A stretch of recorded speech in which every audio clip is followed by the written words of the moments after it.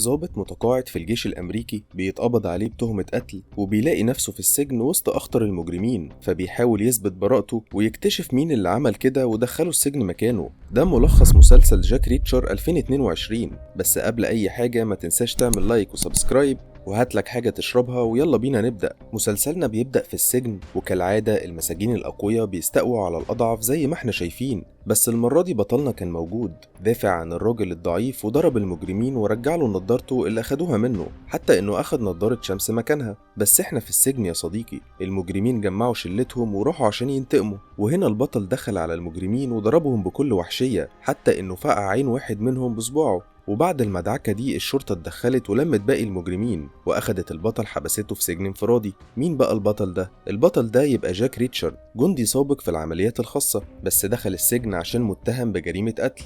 بيتغير المشهد وبنشوف أحداث القبض على جاك.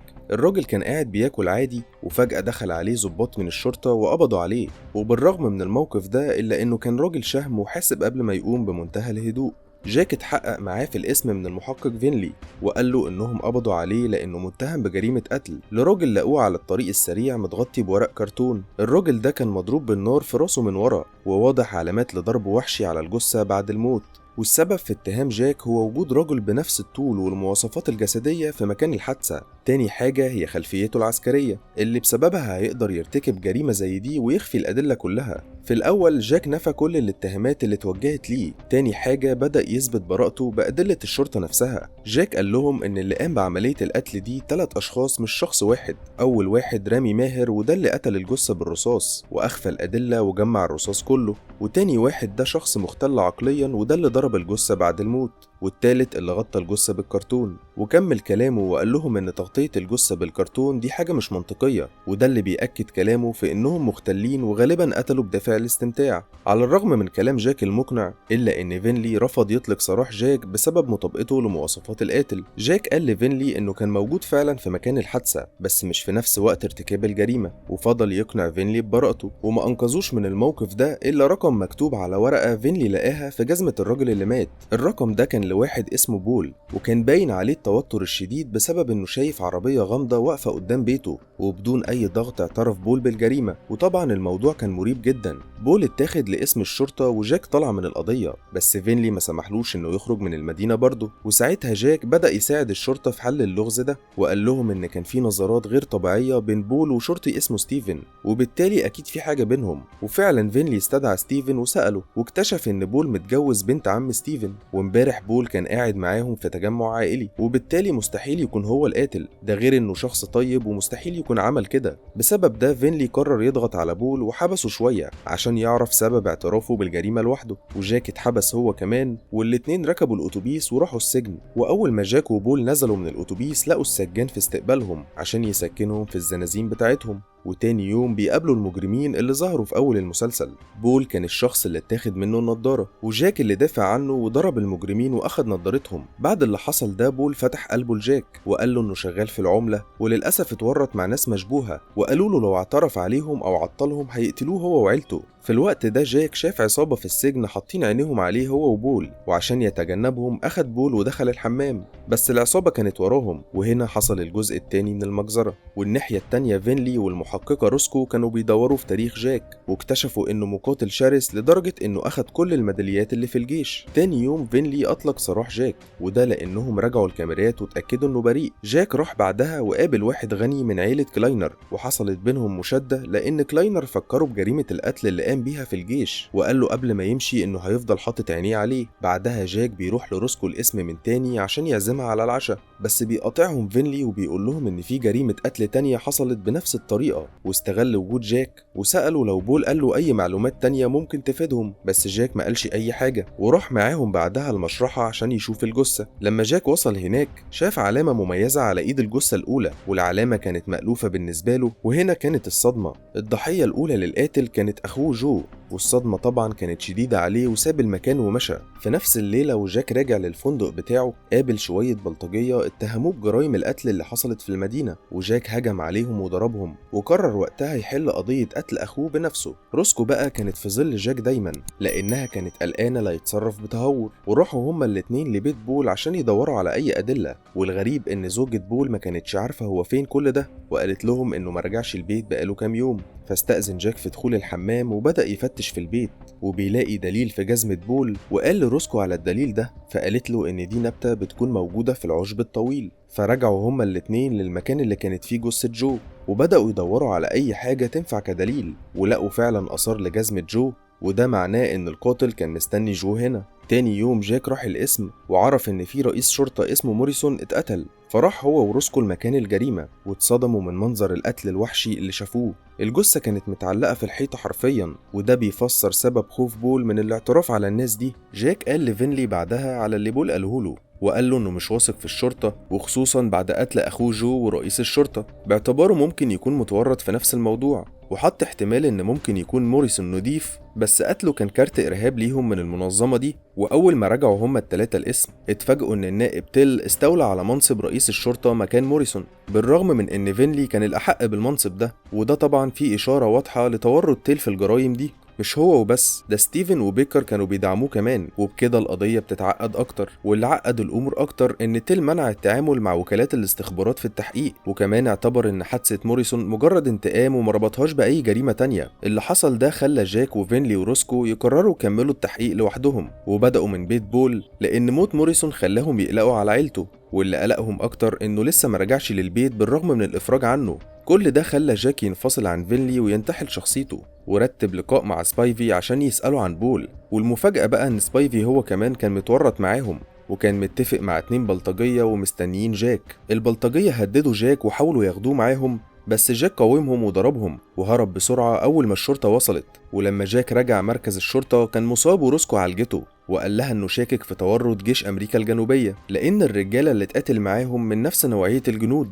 وساعتها روسكو وفينلي فجروا مفاجأة في وش جاك وقالوا له إن جو أخوه كان عميل سري للمخابرات. الضغط على جاك كان بيزيد أكتر، وخصوصا إنه بيكتشف حاجات ما كانش يعرفها عن أخوه الميت في وقت زي ده. فقرر يروح الحانة عشان يروق شوية، بس روسكو ما سابتوش وراحت معاه. تاني يوم الاتنين راحوا بيت روسكو، بس قبل ما يدخلوا اكتشفوا إن في علامات لاقتحام البيت، وفعلا أثبتوا إن في حد اقتحم البيت امبارح وساب لها رسالة تهديد بيقول لها فيها إنه هيرجع المرة الجاية وهيقتلها. اللي حصل ده خلى روسكو تخاف أكتر، وادت لجاك المسدس الاحتياطي بتاعها وأخدت كل حاجاتها وانتقلت لفندق لحد ما الدنيا تهدى شوية. بعدها روسكو وفينلي وجاك راحوا للطبيب الشرعي جاسبر اللي كشف لهم عن شخصية الضحيات التانية، وبنعرف إنه كان سواق شاحنة عادي جدا اسمه بيت، بس كان في حاجة مقلقة في ملفه.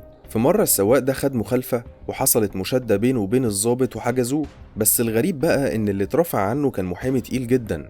بعدها روسكو جالها مكالمة من عميلة في الخدمة السرية اسمها مولي، وكانت بتسألها عن جو، بس جاك رد عليها وهو وفاجئها بوفاة أخوه. والخبر ده كان صادم بالنسبة لمولي لأنها كانت بتحبه. جاك ساعتها استغل الصلة اللي بينها وبين أخوه وسألها عن سبب زيارته للمدينة، ومولي قالت له إنه كان بيحقق في قضية سرية وخطيرة بس ما عندهاش أي تفاصيل تانية. وقالت له كمان إن أخوه كان رئيس مكتب التحقيقات وكان مهتم قوي بقواضي التزييف. وبتكمل كلامها وبتقوله إنه كان ناجح جدا في وقف كل عمليات التزييف المحلية وطلع كمان على الدولية.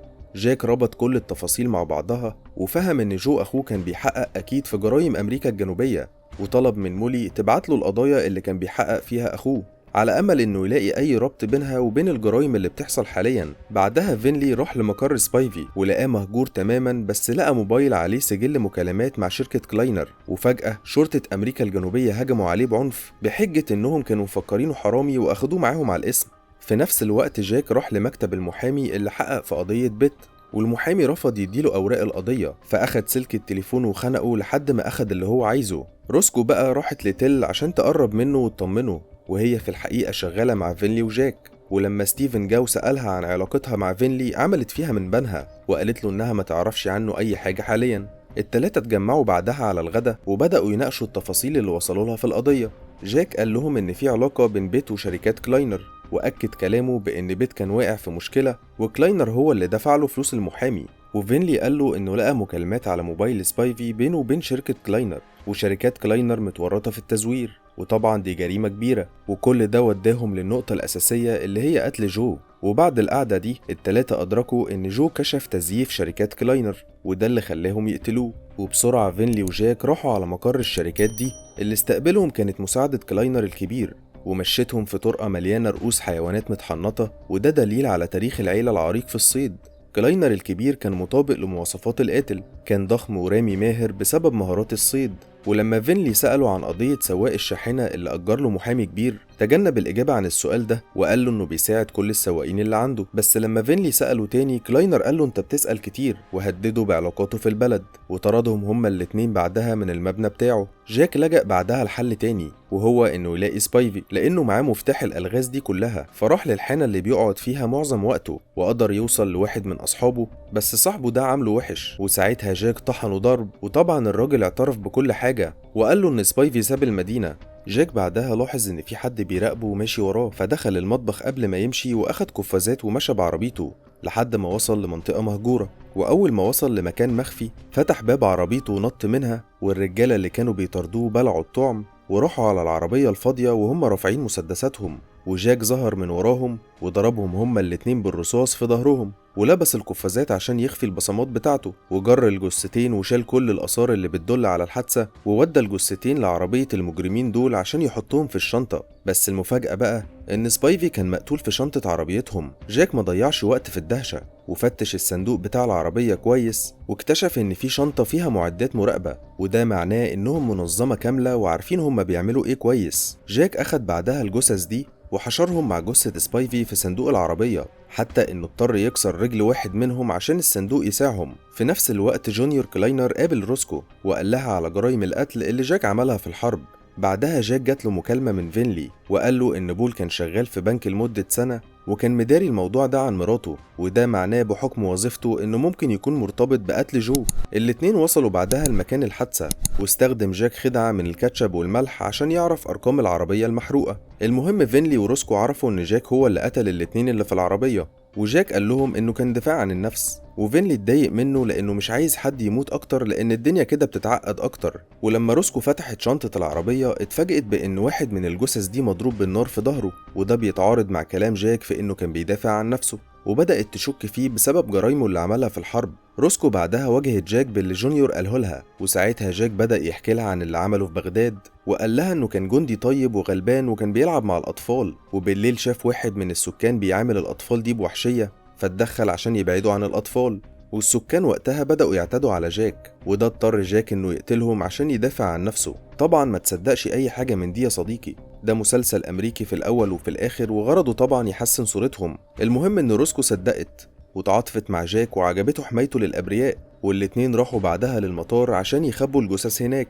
جاك عطل الكاميرات الأول، وروسكو دخلت بالعربية ومسحت بصماتها قبل ما تنزل، وخلعوا بعدها اللوحة بتاعت العربية. في الوقت اللي الحراس كانوا مشغولين في تصليح الكاميرات، جاك كان بيركب لوحات العربية على عربية تانية، وراحوا الفندق عشان يباتوا هناك، وحط كمان خلل سنان في المفصلات بتاعة الباب عشان تعمل صوت لو حد دخل. ولزيادة الأمان حط كرسي ورا الباب وقفل الستاير بشماعات. بعد شوية مولي كلمتهم وادتهم نسخة من القضايا اللي جو كان شغال عليها، وأول حاجة عملوها إنهم راحوا المنزل بيت سواق الشاحنة. الغريب إن مرات بيت ما كانتش زعلانة على موت جوزها، ولما جاك سألها عن بيت بدأت تقول كلام مش مترتب، وقالت لهم إنه شغال في التكييفات، بس لما نزلوا ودوروا تحت لقوا إن الكراتين فاضية وما فيهاش أي أجهزة، وده خلاهم يشكوا إنها عارفة حاجة. وكمان بيتهم كان فخم قوي على إنه يكون بيت سواق شاحنة. جاك شك في وجود صلة بين الفلوس المزورة وكلاينر وشركاته، وقال إن الفلوس دي ممكن تكون بتتصنع في أمريكا الجنوبية وبتتشحن لفلوريدا في الشاحنات دي.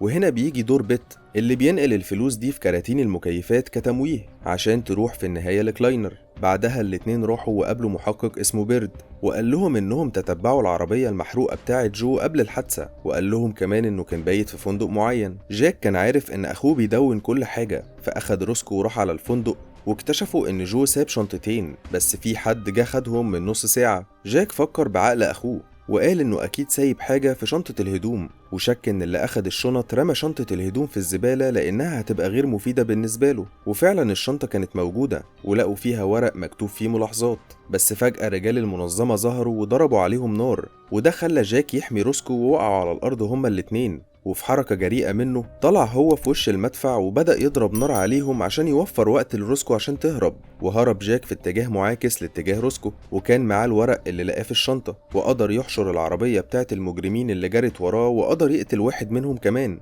تاني واحد بقى خرج من العربية وجرى ورا جاك أول ما لقى زميله مات، بس جاك هجم عليه وكسر له دراعه، وبالرغم من الإصابة الكبيرة دي إلا إن المجرم أخد سلاح احتياطي من معاه وكان هيضرب جاك بيه، بس لحسن الحظ إن روسكو اتدخلت في الوقت المناسب وقتلت المجرم. روسكو راحت لجاك بعد كده وزعقت له لأنه خاطر بحياته عشان حياتها، وساعتها جاك قال لها إنه خسر ناس كتير كانت عزيزة عليه في الحرب وما عندوش أي استعداد يخسر حد تاني. فينلي كلمهم بعدها وقال لهم إن ستيفن هو اللي سرب معلومات مكان وجودهم، وده معناه إنهم متراقبين كويس جدا من كلاينر. التلاتة اتجمعوا بعدها في مكان مجهول وبدأوا يفكوا الشفرات اللي جو كتبها، وكانت عبارة عن أسماء أساتذة في الجامعة وأرقامهم، ومعاهم كمان رقم لوكالة حماية البيئة. وده عقد الموضوع أكتر لأن مفيش أي صلة بين تزييف الفلوس واللي مكتوب في الشفرة. جاك كلم واحدة صاحبته اسمها نايلي وطلب منها المساعدة في فك الشفرات، وبعدها هما التلاتة راحوا محطة القطر عشان ياخدوا مولي اللي المفروض كانت معاها ملفات قواضي جو. أول ما مولي نزلت من القطر كلهم اطمنوا، بس للأسف مولي ما طلعتش ليهم وحسوا إن في حاجة غلط، وجاك طلع يجري على تحت فجرى على القضبان لحد ما لقى مولي بتنزف من بطنها بسبب طعنة، وماتت مولي بشكل مأساوي قبل ما تقول أي حاجة. كده هم رجعوا لنقطة الصفر تاني، وجاك كان متضايق جدا لدرجة إنه ركن ونزل عند مزرعة علشان تايه. والمفاجأة بقى إن نفس نوع العشب اللي كان على جزمة بول لزق في جزمته هو كمان، واللي زود شكوكه أكتر إن في شاحنات أعلاف حيوانات كتير جنب مصانع كلاينر. وأول ما جاك رجع لروسكو لاحظ إن في حد كاتب شتيمة على عربيتها، فأدرك على طول تورط جونيور كلاينر في الموضوع ده. جاك راح لجونيور كلاينر واتكلم معاه بنفسه، بس جونيور كلاينر قل أدبه وجاب سيرة روسكو بكلام وحش، وده خلى جاك يضربه هو واللي معاه، والأمور بدأت تخرج عن السيطرة لدرجة إن جونيور كلاينر رفع سكينة على جاك. لحسن الحظ إن فينلي وروسكو وصلوا في الوقت المناسب، وكلاينر الكبير ظهر وقال إن جاك هو سبب كل المصايب، ومن ساعة ما جه المدينة وكل حاجة متلخبطة. وبعد شوية جت مكالمة لروسكو من تيل بيبلغها فيها بإنه طردها من الشغل لأنها كانت بتخدعه كل ده ولسه شغالة مع فينلي وجاك. اللي حصل ده خلى التلاتة يصمموا أكتر على حل القضية، وقرروا يبدأوا بشفرة جو، وبدأوا فعلا بأول اسم فيها أستاذ جراي. جراي كان صديق قديم لأبو روسكو ومحقق قديم، وكل اللي لقوه عنده كان صندوق مسدس قديم روسكو كانت هي اللي مديهوله. ولما فحصوا الصندوق ده جاك لقى فيه درج مخفي فيه مفتاح. روسكو قالت لجاك إن جراي ما عندوش أي خزنة، وبالتالي فكروا في التدوير في مكان تاني، وأول مكان كان الحلاق اللي بيروح له جراي كل أسبوع. لما راحوا هناك موسلي اداهم الصندوق اللي جراي مخبيه عنده، وفعلا كان فيه ملفات كتير، وأول ما دققوا فيها اكتشفوا حاجة غريبة جدا. كلاينر اشترى 116 راس من المواشي مرة واحدة، ودي دفعة كبيرة جدا، وسمح لكلاينر إنه يستورد كمية ضخمة من الأعلاف بدون ما يصير أي شكوك حواليه. واكتشفوا برضه إن جراي ما انتحرش وطلع إنه اتقتل. روسكو بعدها راحت لجاسبر الطبيب الشرعي علشان تشوف جثة جراي، واكتشفت إن إصابة راسه ما حصلتش من الوقوع من مكان عالي، ده في واحد ضربه على دماغه فعلا من ورا. كل ده كان كفيل إن روسكو تتجنن وتروح على مركز الشرطة وتضرب تيل، وساعتها فينلي راح لها وأخدها وفضل يزعق فيها لأنها ممكن تتحبس بسبب ده. في الناحية التانية جاك راح قابل نايلي وقالت له إن في اختصار في الشفرات باسم جيمي دوبري، وده كان محقق في حماية البيئة، بس الراجل ده اتقتل في بيته برصاصة، والموضوع ده اتحقق فيه قبل كده وقالوا إنه كان قتل بغرض السرقة. الغريب بقى إن اللي قتل كان بيستخدم مسدس بكاتم صوت، ومفيش أي حاجة اتسرقت من البيت، ده غير إن في علامات ضرب واضحة حصلت للجثة بعد الوفاة. كل ده كان مشابه لقضية قتل جو، واللي زود شكوك جاك أكتر إن نايلي قالت له المسؤول عن قتل جيمي دوبري، وكانت شركة تابعة لشركات كلاينر، وعملوا كده لأن جيمي دوبري أثبت عليهم إنهم بيرموا مواد سامة في النهر. حاليا بقى وكالة البيئة رجعت التحقيق من تاني، وعرفت إن 2 ضباط قالوا إن في محقق عايز يكشف عن تفاصيل قتل جيمي دوبري، وعلى طول نايلي وجاك راحوا للضباط دول وقابلوا المحقق، وقدروا يعرفوا منه إن المسؤول عن الموضوع ده واحد مسمي نفسه فايكنج. وهم راجعين بقى واحد من الضباط دول قتل زميله أيشن لأن كلاينر ابتزه وهدده بقتل عيلته، ودلوقتي الدور على جاك ونايلي. بس الضابط فقد السيطرة على العربية ووقعت في النهر. جاك ونايلي خرجوا من العربية بأعجوبة، والضابط اللي كان متفضل مات فيها، وبعدها غيروا لبسهم وكل واحد انطلق في طريقه. في الناحية التانية بقى، فينلي قرر يخاطر وراح يعمل تحقيق على أرض الواقع في مصانع كلاينر، وأول ما اقتحم المصنع اكتشف إن كلاينر الكبير مقتول في مكتبه. طبعا ده كان غير متوقع لأن المشتبه الأول مات، وبالتالي الموضوع اتعقد أكتر. لما جاك شاف طريقة القتل قال إن اللي قتل كلاينر الكبير من فنزويلا، وحاليا هم بيلعبوا مع الراس الكبيرة اللي كانت مشغلة كلاينر، وجاك توقع إن هيحصل فوضى بسبب اللي حصل ده. جاك وفينلي قرروا يغيروا تفكيرهم وأجروا عربية وراحوا راقبوا محطات الشاحنات اللي بره المدينة. وهناك فينلي حكى لجاك إنه كان محقق على قده في مدينة صغيرة، وقال له إنه انتقل هنا علشان يهرب من ذكرياته المؤلمة بسبب موت زوجته. بعدها في واحدة من الشاحنات اتحركت والاتنين طلعوا وراها، وأول ما وقف السواق في فندق الاتنين نزلوا من العربية وراحوا على الشاحنة وحاولوا يعملوا فيها فتحة عشان يشوفوا محتوياتها، بس فجأة السواق خرج من الفندق وجاك وفينلي قدروا يهربوا منه بسرعة، وكمان بصوا جوه الشاحنة والمفاجأة بقى إنها كانت فاضية. جاك قرر يمشي ورا جو من تاني وبدأ بتاني اسم من اللي هو كتبه، والغريب ان الراجل ده كان اتقتل من ساعة، فاتصل بالاسم التالت بسرعة واتأكد انها تمام وكويسة ورتب معاها مقابلة. في نفس الوقت روسكو راحت لتشارلي زوجة بول، والغريب انها لقت في اتنين بيراقبوها من بره البيت، واول ما شافوها طلعوا يجروا وراها. روسكو قدرت تهرب منه واصابت واحد في ركبته، اما بالنسبة للتاني فاستخبى ورا شجرة وطلع قنبلة يدوية، واول ما حاول يرميها عليها روسكو ضربته هو كمان في ركبته والقنبلة وقعت من ايده، والراجل ملحقش يهرب وانفجرت فيه وقتلته. روسكو رجعت بعدها تاني لتشارلي وبناتها واخدتهم وهربت وراحوا ياكلوا، وهناك تشارلي قالت لها انها عارفة بتورط بول مع كلاينر، وقالت انهم راحوا فنزويلا عشان يقابلوا عميل مهم. ولما بول غرس في الموضوع اكتر لقى نفسه متورط مع شبكة كلاينر الإجرامية، وعرف ان شركة كلاينر ليها علاقة بتزييف دولي للفلوس. ولما كلاينر حس ان بول ممكن يخرج من تحت جناحه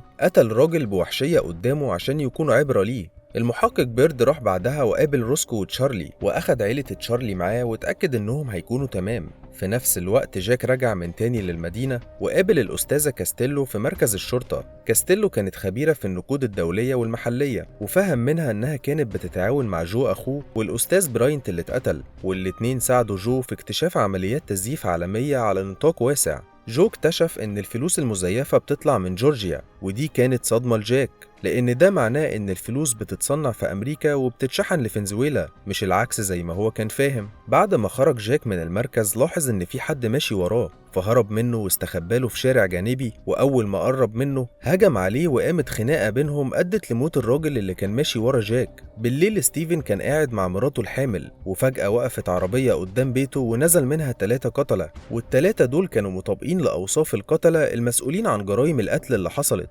تاني يوم فينلي أخد جاك وراحوا لبيت ستيفن، وهناك اكتشفوا الجريمة الوحشية اللي حصلت. المجرمين دول أجبروا ستيفن يشوف مراته الحامل وهي بتتقتل، وحطوا مرايات حواليه عشان يتأكدوا من ده كويس. فينلي وجاك شكوا إن ستيفن اتورط غصب عنه وسط المجرمين دول بنفس الطريقة اللي اتورط بيها بول قبليه. بعد شوية تيل وصل وطرد فينلي لأنه فشل في التحقيق في القضية بتاعته، وكمان حذر جاك من التدخل في التحقيق بأي صفة. جاك ما سمعش الكلام طبعا، ورتب اجتماع مع المحقق بيرد وقال له انه شاكك ان فينلي متورط مع المجرمين، وقال له انه بيخطط لاقتحام بيت بول عشان يدور على أدلة على أساس ان بيرد هيقول للمجرمين اللي جاك قالهوله وهيستهدفوه هو. بعدها جاك راح مع فينلي يرجعوا العربية اللي كانوا مأجرينها، وهناك اكتشفوا حاجة غريبة جدا. الميكانيكي بيستخدم الرمل بتاع القطط عشان يمتص الزيت، وده نور في دماغ جاك حاجة. جاك راح بعدها اشترى خنجر ورسم على وشه واستعد لوقوع المجرمين في الفخ، وفعلا اللي حسبه لقاه. بيرد هو الضابط الفاسد اللي كان بيسرب المعلومات وبيتعاون مع المجرمين، ولما راح لروسكو وتشارلي خطفهم هما والبنات، وحاليا المجرمين بيهجموا على البيت بس جاك كان واقف لهم بره. المجرمين دول كانوا ديسون ابن عم جونيور كلاينر وشوية من رجالتهم، وأول واحد جاك قتله كان السواق، وبعد منه راجل تاني كان واقف تأمين، ودخل بعدها على البيت وقتل كام واحد في السر. وفجأة ديسون شافه وضرب نار على جاك، بس جاك استخدم واحد من المجرمين كدرع بشري وقرب من ديسون وضربه. لسوء الحظ ان ديسون استعاد السيطرة من تاني ومسك عتلة وفضل يضرب في جاك، وكمان عمل له فينش مصارعة ورماه في حمام السباحة ونط فوقه عشان يقتله. لحسن الحظ إن مسدس ديسون وقع في حمام السباحة، وساعتها جاك شافه ومسكه وضرب ديسون أكتر من طلقة لحد ما مات. مع موت ديسون المفروض إن القتلة اللي أرعبوا المدينة خلاص خلصوا، وبعدها جاك خد شاور وجمع كل الأسلحة ورماها في صندوق عربيته. الغريب إن جاك فهم ملاحظات جو أخوه لما الورقة اتمسحت، فجمع كل الأدلة مع بعض وحكى لروسكو القضية كلها. شركات كلاينر كانت بتجمع كل الورق اللي من فئة $1، وبيتم نقل الورق ده مع بعضه للمصانع، وهناك بيستخدموا مادة لإزالة الطباعة من الورق، وهنا بيجي دور علف الحيوانات اللي بيستخدموه كمادة بتمتص الحبر. بعدها الورق ده بيتجفف وبيتفرد وبيطبع عليه رسمة $100، يعني بيحولوا $1 ل$100 في العملية دي، وبيعتمدوا في ده على إن حجم الورقتين متطابق. ودور بول في الموضوع ده كان إنه يديلهم أكبر عدد من ورق فئة $1. بعدها الفلوس المزيفة دي بتروح لفلوريدا في الشاحنات، ومن هناك بتطلع على فنزويلا. جاك قفل مع روسكو وكلم فينلي وحكاله على المخطط ده تاني، بس في وسط المكالمة دي في 3 رجالة وصلوا للفندق اللي فيه فينلي عشان يقتلوه، وجاك قال له على خطة عشان يهرب منهم. في الأول قال له يرفع مستوى صوت التلفزيون عشان يعمل تشويش، تاني حاجة يخترق الحيطة الكرتونية اللي بينه وبين الأوضة التانية وينط في الأوضة اللي جنبه ومن هناك يهرب من الشباك، وقبل ما يركب عربيته يخرم كاوتش عربية المجرمين عشان يعطلهم. وفعلا فينلي عمل كده وقدر يهرب بفضل خطة جاك. جاك وفينلي مشيوا ورا ملاحظات جو وراحوا على منزل بيت، بس اتصدموا أول ما لقوا البيت مولع ومتفحم. وهنا جاك قال لفينلي إن بيت كان عايش في منزل أهله، وفعلا راحوا على منزل أهله فتشوه، وهناك لقوا فلوس مزيفة كتير، وده يعتبر دليل ملموس ضد تيل وشركات كلاينر. فينلي كلم بيرد بعدها وقال له على الموقف كله، وفي نفس الوقت جاك كلم نايلي وقالت له إن بيرد متورط هو كمان وزميله المتوفي. فرجع جاك بسرعة لفينلي ولقاه متحاصر من 3، تيل وبيرد وجونيور كلاينر الشاب. جاك سلم مسدسه وكل اللي معاه تحت تهديد السلاح، وبعدها جونيور كلاينر رفع الموبايل وورى جاك فيديو لروسكو وتشارلي وبناتها وهم محبوسين وهددوا بيهم، وقال له كمان إن هو اللي قتل أبوه كلاينر الكبير لأنه ما كانش بيدير الشغلانة بتاعتهم بحزم ووحشية. وكمل كلامه وقال له إن هو اللي أمر بقتل مولي وجو، وهو اللي جند بيرد عشان يقتل محقق البيئة. جونيور كلاينر أمر جاك بعدها إنه يلاقي بول وقال له إنه لسه عايش، وبعت معاه بيرد عشان يتأكد إنه مش هيهرب. وراحوا هما الاتنين وقعدوا في بنزينة يفكروا، وفعلا جاك قدر يحدد مكان بول، وفي حركة ذكية منه شتت بيرد وخطف شوكة من غير ما بيرد يشوفه. ولما خرجوا من البنزينة خرم كاوتش العربية بالشوكة. لما الكاوتش نام نزل جاك وراح على صندوق العربية بتاعته عشان يطلع الاستبن، والصندوق ده اللي كان فيه الأسلحة زي ما قلنا من شوية. جاك أخد مسدس وضرب نار على بيرد بس ما جاتش فيه، فجريوا كل واحد فيهم في اتجاه، وبعدها جاك قدر يأثر عليه وفهمه إنهم محتاجين بعض، وقال إنهم هيرموا أسلحتهم سوا. بس أول ما بيرد رمى سلاحه جاك قتله، وبعدها جاك راح لبول وأخده معاه ورجع بيه للمدينة وحكاله على كل حاجة وهم في الطريق. وبول حكى لجاك إنه طلب مساعدة جو أخوه لما لقى نفسه متورط. في الناحية التانية بيكر كان بيعذب فينلي، بس جاك وصل لمكانهم وقتل بيكر بالعربية، واستعد بعدها هو ونيلي وفينلي وبول للمواجهة الأخيرة. الأربعة انطلقوا على مصانع كلاينر، وجاك صب بنزين في المكان كله وولع فيه، وده شتت كل رجالة جونيور كلاينر، وبالتالي أخدوا الفرصة إنهم يدخلوا المصنع. بول ركز على إنقاذ عيلته، أما بالنسبة لجاك وفينلي ونايلي فأنقذوا روسكو وانطلقوا هما الأربعة في القتال مع رجالة كلاينر. بنكتشف بعدها إن بيرد لسه عايش وهجم على فينلي وكان هيقتله،